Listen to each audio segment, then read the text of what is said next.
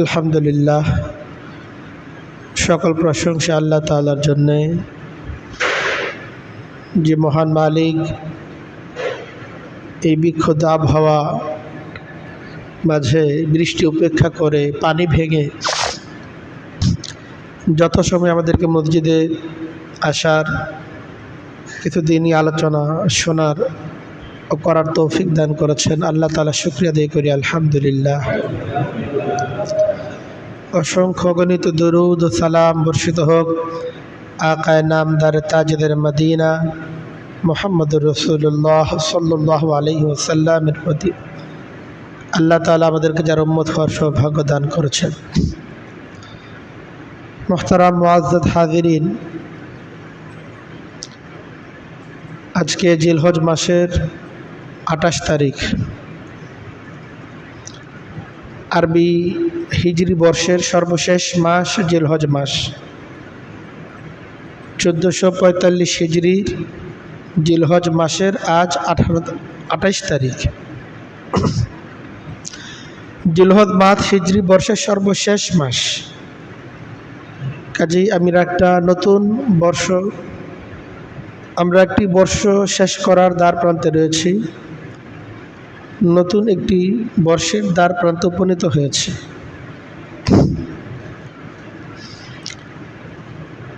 জিলহজ মাস এই সমাপ্তির মধ্য দিয়ে আমাদের জীবন থেকে আরও একটি বর্ষ ঝরে যাচ্ছে।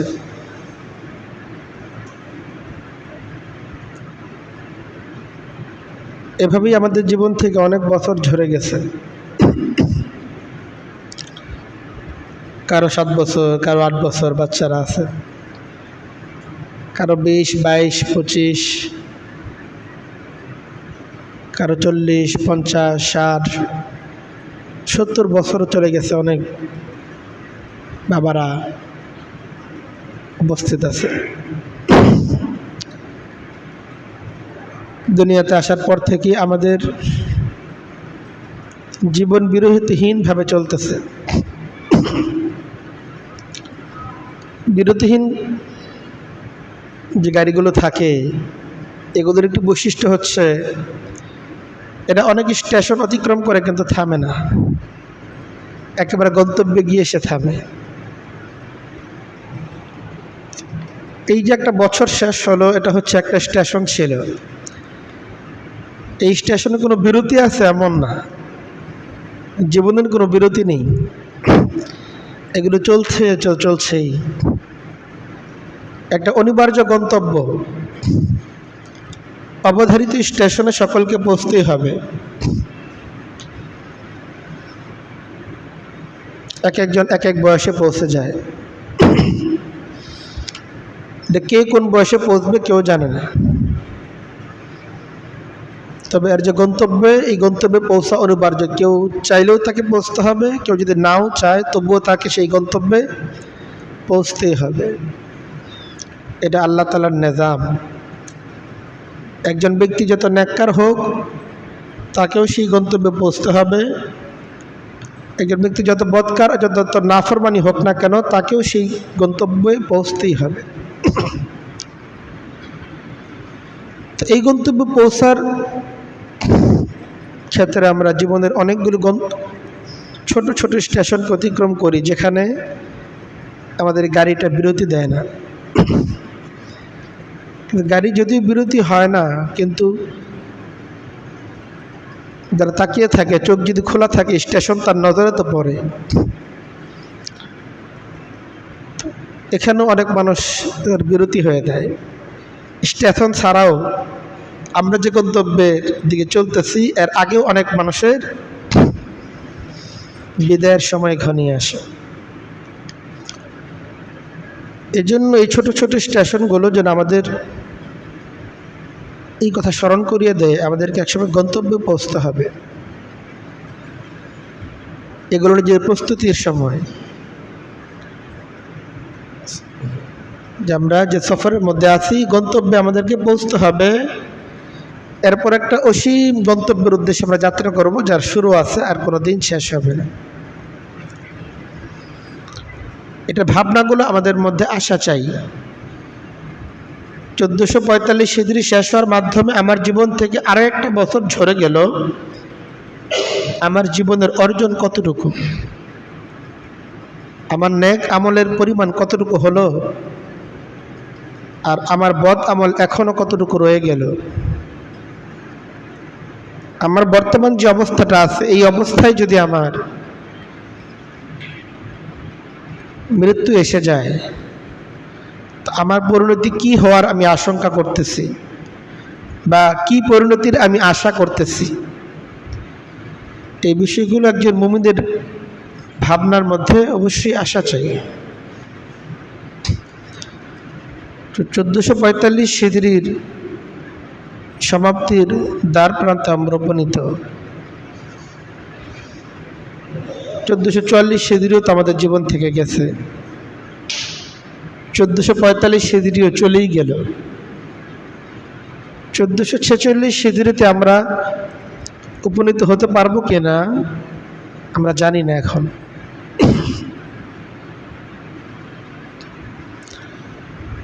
কিন্তু আমরা এটা জানি যে আমাদের মৃত্যু অবধারিত। আল্লাহ তাআলা বলেন, কুল্লু মান আলাইহা ফান। এই আল্লাহ তাআলার মাখলুকাতের মধ্যে যারাই আছে, কুল্লু মান আলাইহা ফান, সকলকে নিঃশেষ হতেই হবে, সকলকে মৃত্যুবরণ করতেই হবে। ওয়ায়াবকা ওয়াজহু রাব্বিকা যুল জালালি ওয়াল ইকরাম। একমাত্র আল্লাহ তাআলা সত্তা, অবিনশ্বর সত্তা, যার কোনো সূচনা নাই, তার কোনো সমাপ্তিও নেই। আল্লাহ তাআলা যাদেরকে নফস দিয়েছেন, যাদেরকে রূহ দিয়েছেন, আত্মা দিয়েছেন, সকলের পরিণতি একটাই, কুল্লু নাফসিন যায়িকাতুল মাউত। প্রত্যেক নফসকে মৃত্যুর স্বাদ আস্বাদন করতেই হবে। মৃত্যু অবধারিত সত্য, অনিবার্য সত্য, এর থেকে পালাবার কোনো পথ নেই। ওয়ালাউ কুনতুম ফি বুরুজিম মুশাইয়াদা, যত সুরক্ষিত জায়গাতেই আমরা থাকি না কেন, মৃত্যুর ফেরেশতা আমার সেই সুরক্ষিত প্রাসাদের মাঝে সকল নিরাপত্তা ভেদ করে সে আমার পর্যন্ত পৌঁছেই যাবে। এই পৌঁছার জন্য তার কারো অনুমতির প্রয়োজন হবে না।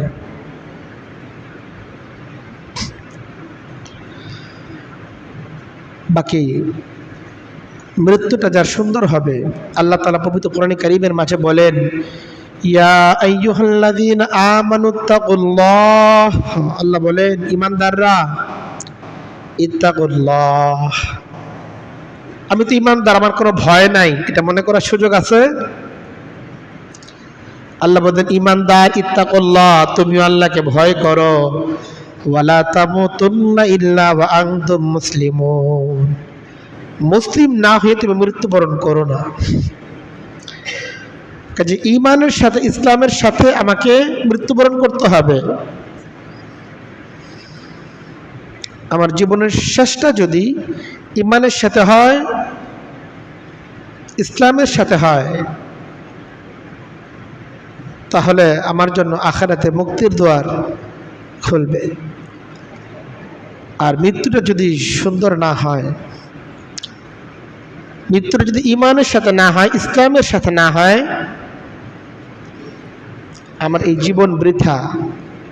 আমার জন্য ভয়ঙ্কর আখিরাত অপেক্ষা করতেছে। সবার মৃত্যু একরকম হয় না। আল্লাহ তাআলা বলেন, ওয়ান্নাদিয়াতি গারকা ওয়ান্নাশিতাতি নাশতা। আল্লাহ তাআলা বলেন, ওয়ান্নাদিয়াতি গারকা। আল্লাহ তাআলা সেই সকল মৃত্যুর ফেরেশতাদের শপথ করতেছেন যারা বদকারদের কাছে উপস্থিত হয় এবং সজোরে টেনে হিচড়ে বদকারের দেহ থেকে তার রূহকে বের করে নিয়ে আসে। যে নাফরমান, যে বদকার, তার রূহ তো বের হতে চায় না দেহ থেকে, কিন্তু মৃত্যুর ফেরেশতারা একেবারে সজোরে টেনে হিচড়ে তার দেহ থেকে তার রূহটাকে বের করে নিয়ে আসে। আর অপরদিকে যারা ঈমানদার, যারা নেককার, আল্লাহ বলেন, ওয়ান্নাশিতাতি নাশতা, এদের কাছে একদল ফেরেশতা আসে যারা এত হালকা এবং মৃদুভাবে তাদের রূহটাকে দেহ থেকে বিচ্ছিন্ন করে, ওরা টেরও পায় না। ওয়ান্নাশিতাতে নাশতা। ইমানদারের মৃত্যু একরকম হয়, আর যে বেঈমান তার মৃত্যু ভিন্ন রকম হয়। উভয়ের মৃত্যু একরকম হয় না। জীবন যার যেরকম, আমরা সবাই মৃত্যুটাকে সুন্দর চাই। কেউ এটা চায় না যে আমার মৃত্যুটা খারাপ হোক, বদকার অবস্থায় আমার মৃত্যু হোক, বেঈমান অবস্থায় মৃত্যু হোক। কোন ইমানদার ব্যক্তিগণ এটা চায়? এটা কেউ চায় না। সবাই চায় একটা সহজ মৃত্যু, একটা সুন্দর মৃত্যু, যে মৃত্যুর মাধ্যমে আখিরাতের সুসংবাদের হাতছানি থাকবে। কিছু কিছু মৃত্যু আছে না, দেখতেই মনে হয় মৃত্যুটা কত সুন্দর হইল। একটা সুন্দর মৃত্যুর জন্য আমরা সকলেই আসলে অপেক্ষা করতেছি, প্রতীক্ষায় আছি। আমরা সকলেই চাই আমাদের মৃত্যুটা যেন সুন্দর হয়। যদিও জীবনটাকে আমরা পরিবর্তন করতেছি না, জীবনটাকে আমরা বদলাচ্ছি না, কিন্তু মৃত্যুর একটা সুন্দর কামনা, একটা সুন্দর মৃত্যুর কামনা আমরা সকলেই আমাদের অন্তরের মধ্যে পুষি। আল্লাহ রাসূল সাল্লাল্লাহু আলাইহি সাল্লাম বলেন, ইন্নার রাজুলা ইয়ামালু আমাল আহলিল জান্নাহ ওয়া হুয়া মিন আহলিন নার ওয়া ইয়ামালু আমাল আহলিন নার ওয়া হুয়া মিন আহলিল জান্নাহ। আল্লাহ রাসূল সাল্লাল্লাহু আলাইহি সাল্লাম বলেন, কিছু লোক আছে দুনিয়াতে এমন কাজ করতেছে, বাহ্যিকভাবে দেখলে মনে হয় জান্নাতের কাজ, অথচ লোকটা ওয়া হুয়া মিন আহলিন নার, এই লোকটা আসলে জাহান্নামী।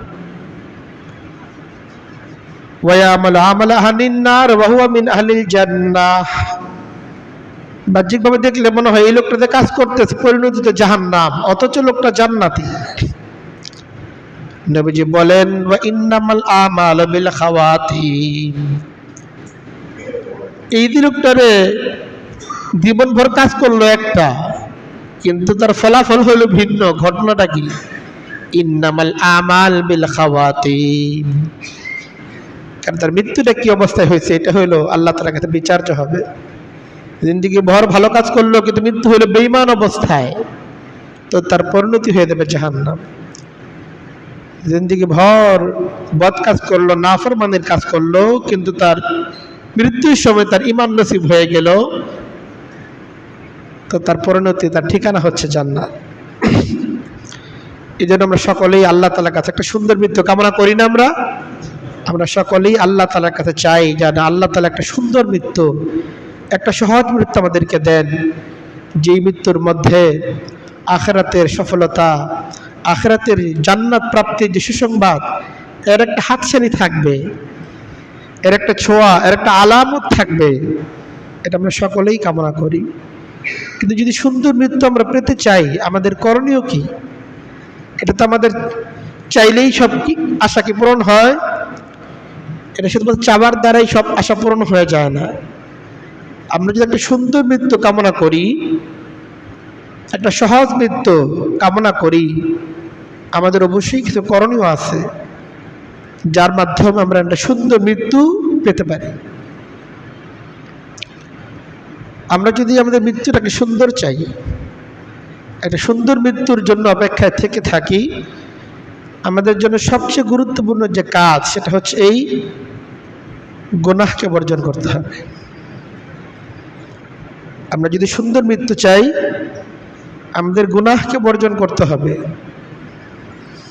গুনাহকে বর্জন করব না, আশা করব মৃত্যুটা সুন্দর হবে, জীবনটাকে পরিবর্তন করব না, কিন্তু ভালো মৃত্যুর আশা করব, এটা হয় না। অবশ্যই গুনাহকে ভয় করা চাই, গুনাহ থেকে বিরত থাকা চাই। এমন যেন না হয় আমি গুনাহ ছাড়তে পারলাম না, আর আমি গুনাহরত অবস্থাতে আমার মৃত্যু চলে এলো। আল্লাহ বলেন, আমিনতুম মান ফিস সামাই আন ইয়াখসিফা বিকুমুল আরদা ফাইযা হিয়া তামুর। আল্লাহ বলেন, তোমরা কিভাবে নিশ্চিন্ত হয়ে যাও যারা গুনাহ করো, তোমার এই গুনাহরত অবস্থা আল্লাহ তাআলা তোমার উপর জমিনকে ধসিয়ে দিবেন না। আসমান থেকে কোনো বালা মুসিবত তোমার উপর নেমে আসবে না তোমার গুনাহরত অবস্থায়। এই নিশ্চয়তা তোমাকে কে দিল? কে তোমাকে এই নিশ্চয়তা দিল যে না, এই গুনাহ করার পরে আমি একটা তওবার সুযোগ পাবো, তওবার মাধ্যমে গুনাহগুলিকে মাফ করিয়ে এরপর আমি আল্লাহ তাআলার সামনে উপস্থিত হব, এটা কে বলল? অনেক মানুষ এমন আছে, আল্লাহ এমন না করেন, আমাদের দুনিয়া থেকে বিদায় গ্রহণের আগে সর্বশেষ যে কাজটা করছে এটা নাফরমানির কাজ। অথবা এমনও আছে নাফরমানি করতে করতে দুনিয়া থেকে বিদায় হয়ে গেছে। গাড়িতে যাইতেছিল, কানের মধ্যে ইয়ারফোন ছিল, গান বাদ্য শুনতেছিল, এমন সব অ্যাক্সিডেন্ট হয়ে দুনিয়া থেকে সে বিদায় গ্রহণ করলো। কি ধরনের মৃত্যু এটা?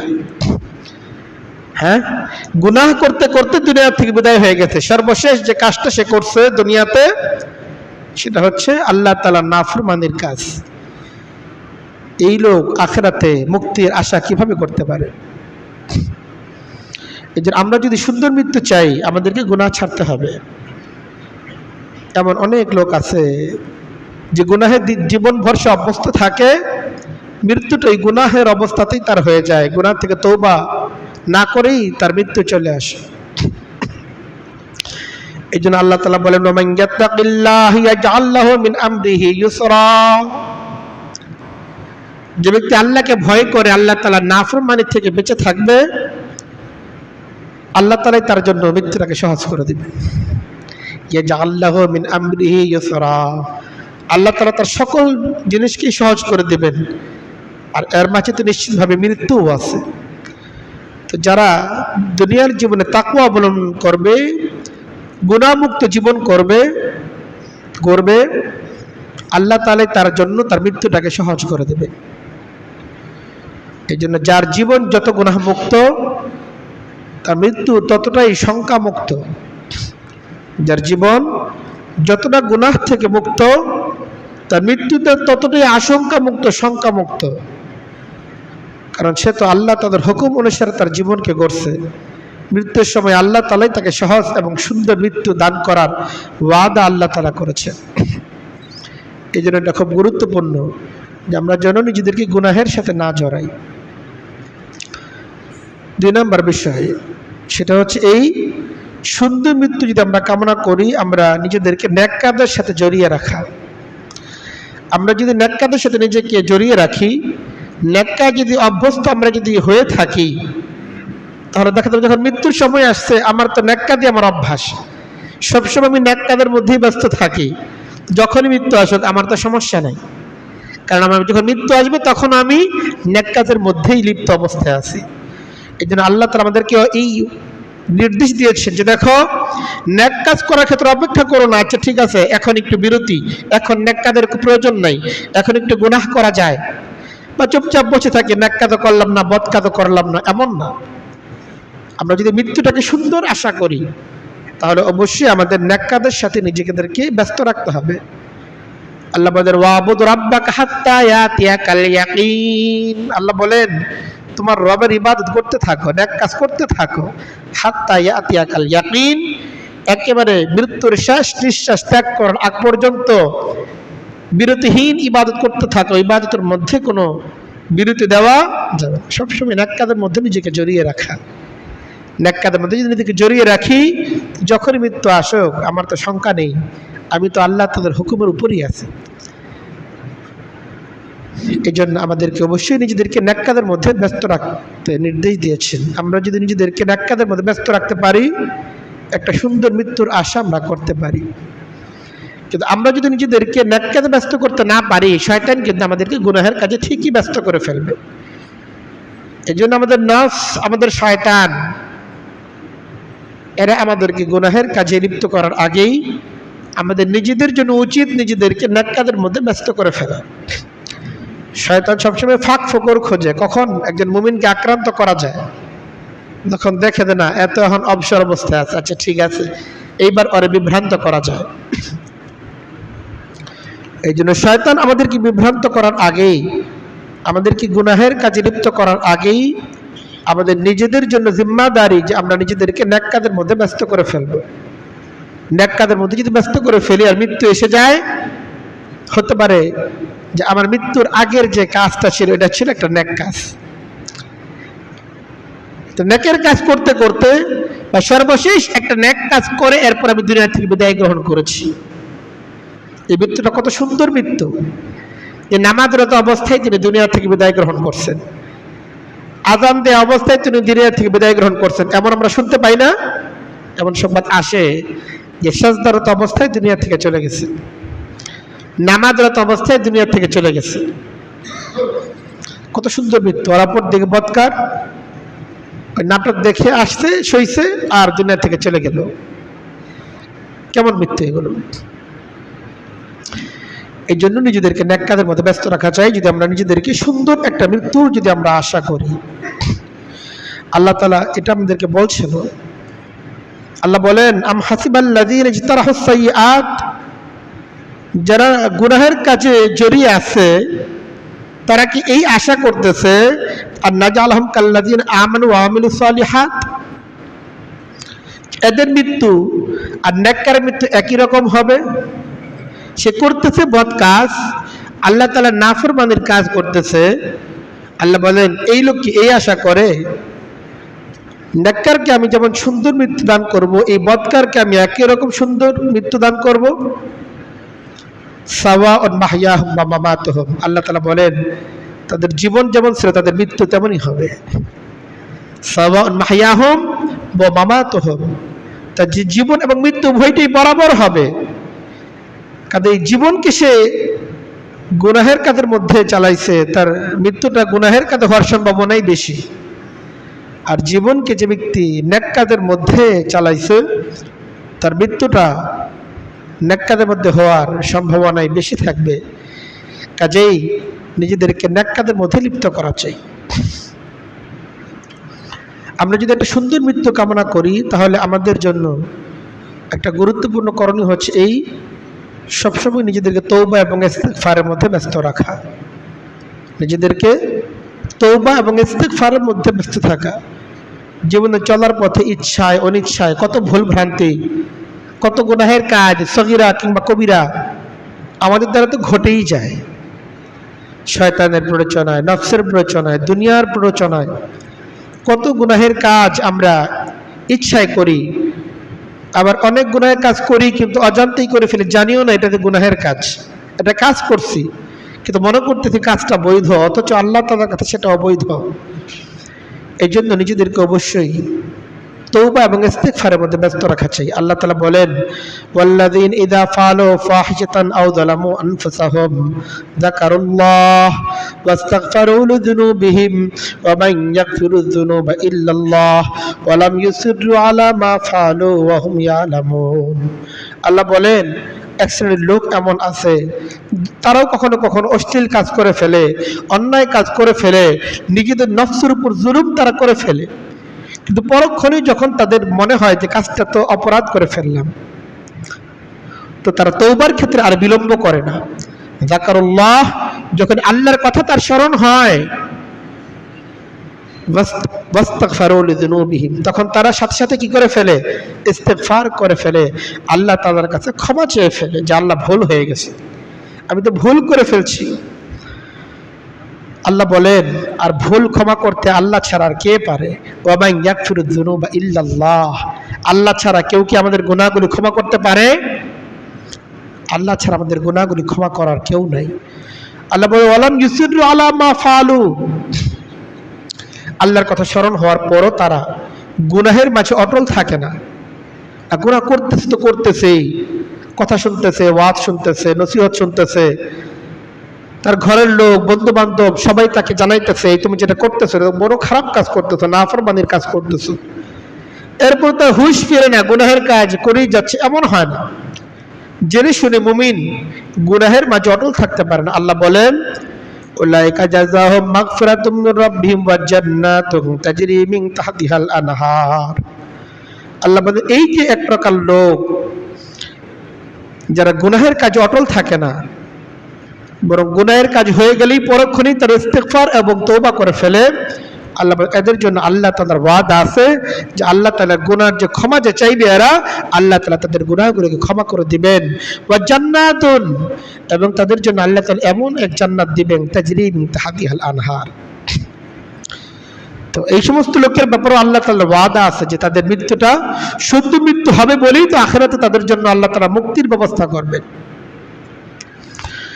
এই জন্য নিজেদের যখনই গুনাহ হয়ে যায়, আমরা যদি সুন্দর মৃত্যু কামনা করি, আমরা সকলেই তো একটা সুন্দর মৃত্যুই কামনা করি, তাহলে আমাদেরকে অবশ্যই গুনাহ যদি হয়ে যায় আমাদেরকে অবশ্যই ইস্তেগফার এবং তওবা করে ফেলতে হবে, আল্লাহ তাআলার কাছে ক্ষমা চেয়ে ফেলতে হবে। গুনাহ হয়ে গেছে আর বুঝতে পারতেছি গুনাহ হয়েছে, এরপরে যেন তওবা করার ক্ষেত্রে আমরা কালক্ষেপণ না করি, এটা মনে না করি আরেকবার তো গুনাহ করার প্ল্যানটা আছে, কাজে এখন তওবা না করি, কারণ পরে তো আবার গুনাহ করবই, তওবা করে কি হবে না। আবার অন্তরের মধ্যে ন্যূনতম অনুশোচনাও যদি এসে থাকে, ইস্তেগফার করার ক্ষেত্রে বিলম্ব না করা চাই এবং আরেকবার গুনাহ করব এটা মন থেকে ঝেড়ে ফেলা চাই যে না, আমি আর গুনাহ করব না, আল্লাহ আপনি সাহায্য করেন।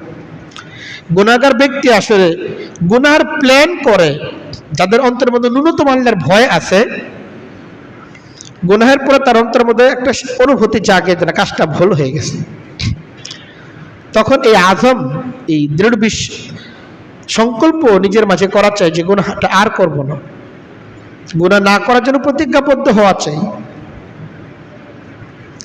আমরা যদি সুন্দর মৃত্যু কামনা করি, তাহলে চতুর্থ যে পরামর্শটা আমাদের জন্য সেটা হচ্ছে এই,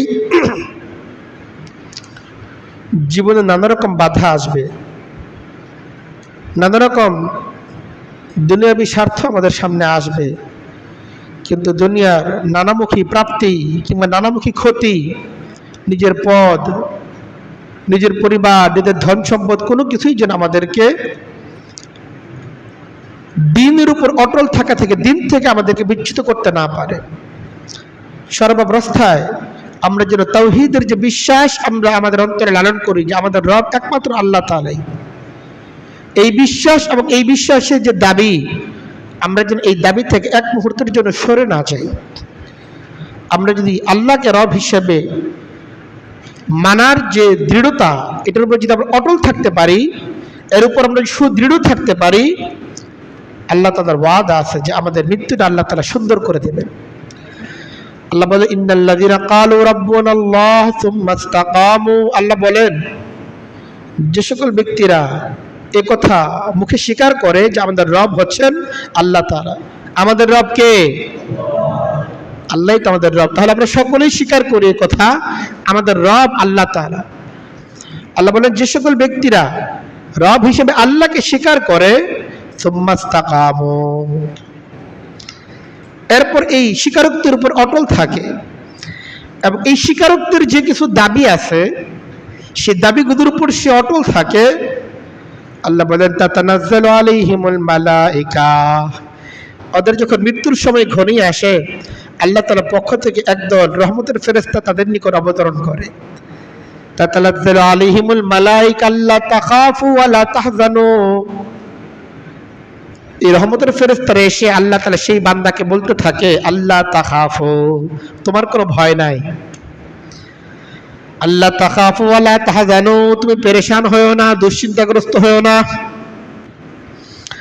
তাকে এভাবে আশ্বাস দিতে থাকে, ওয়া আবশিরু বিল জান্নাতিল্লাতী কুনতুম তুআদুন, এবং তাকে বলে আবশিরু বিল জান্নাতিল্লাতী কুনতুম তুআদুন, আল্লাহর বান্দা তুমি জান্নাতের সুসংবাদ গ্রহণ করে, যে জান্নাতের ওয়াদা তোমার সাথে আল্লাহ তাআলা করেছিলেন। এই জান্নাতের জন্যই তো তুমি দুনিয়ার জীবনের যত স্বাদ আহ্লাদ সব কিছু বিসর্জন দিছো, আল্লাহর দ্বীনের উপর তুমি অটল থাকতেছো, জান্নাতের আশাতেই তো থাকছো। আজকে তোমার মৃত্যুর সময় ঘনিয়ে আসছে, শয়তান চেষ্টা করবে তোমাকে বেঈমান অবস্থায় তোমার মৃত্যু ঘটানোর জন্য, কিন্তু আল্লাহ তাআলার পক্ষ থেকে রহমতের ফেরেশতা আমরা চলে এসেছি, তোমার কোনো ভয় নাই, তোমার কোনো দুশ্চিন্তা নাই, আবশিরু, তুমি এখন জান্নাতের সুসংবাদ গ্রহণ করো, যে জান্নাতের ওয়াদা আল্লাহ তাআলা তোমার সাথে করেছিলেন।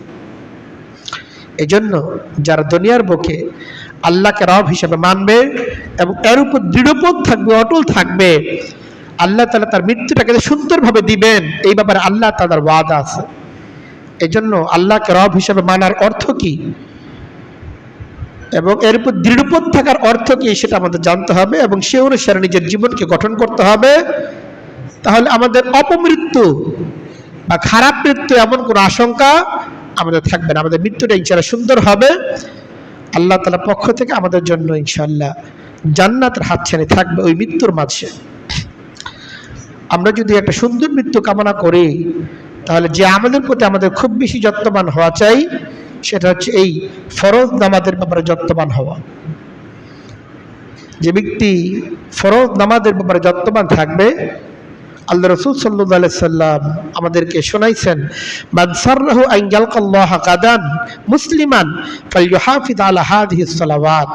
নবী করিম সাল্লাল্লাহু আলাইহি সাল্লাম বলেন, যে ব্যক্তি চায় কাল কিয়ামতের দিন আল্লাহ তাআলার সামনে মুসলিম অবস্থায় সে আল্লাহ তাআলার মুখোমুখি হবে, আল্লাহ তাআলার সামনে গিয়ে মুসলিম অবস্থায় দাঁড়াবে, ফালইউহাফিজ আলা হাযিহিস সালাওয়াত, সেজন্য এই ফরজ নামাজগুলোর ব্যাপারে যত্নবান হয়।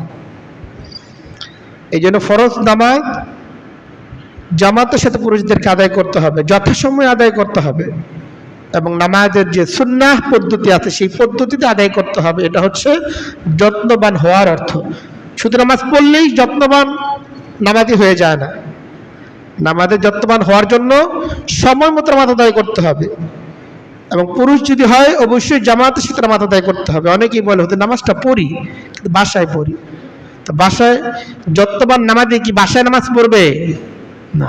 একজন সুস্থ সবল মানুষ আপনি কেন বাসায় নামাজ পড়বেন আবার সেটা বলতেছেন, এটা তো অপরাধ করতেছেন। নামাজ পড়তেছেন সেটা ঠিক আছে, কিন্তু একজন সুস্থ সবল মানুষ তার কোনো উযর নাই আর সে বাসায় নামাজ পড়তেছে, সে তো অপরাধ করতেছে।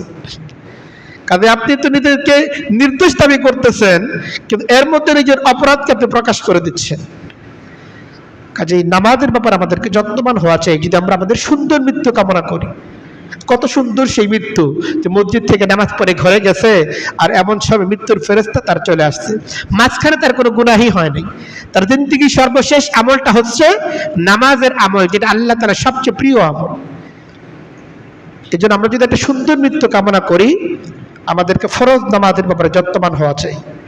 এমন যেন না হয় যা হারা লোকটা তো দুনিয়া থেকে গেছে, আগের ওয়াক্তের নামাজটা সে পড়ে নাই।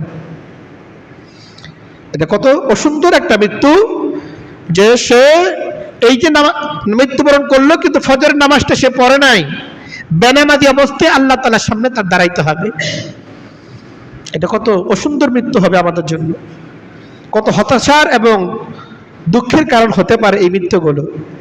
এই জন্য আমাদেরকে অবশ্যই ফরজ নামাজের ব্যাপারে যত্নবান হওয়া চাই যদি আমরা সুন্দর মৃত্যু কামনা করি। কারণ আল্লাহ রাসূল বলছেন, যে ব্যক্তি চায় যে মুসলিম হিসেবে আল্লাহ তাআলার সামনে উপস্থিত হতে, মুসলিম অবস্থায় দুনিয়া থেকে বিদায় গ্রহণ করতে সে চায়, সে তো ফরজ নামাজের ব্যাপারে যত্নবান হয়।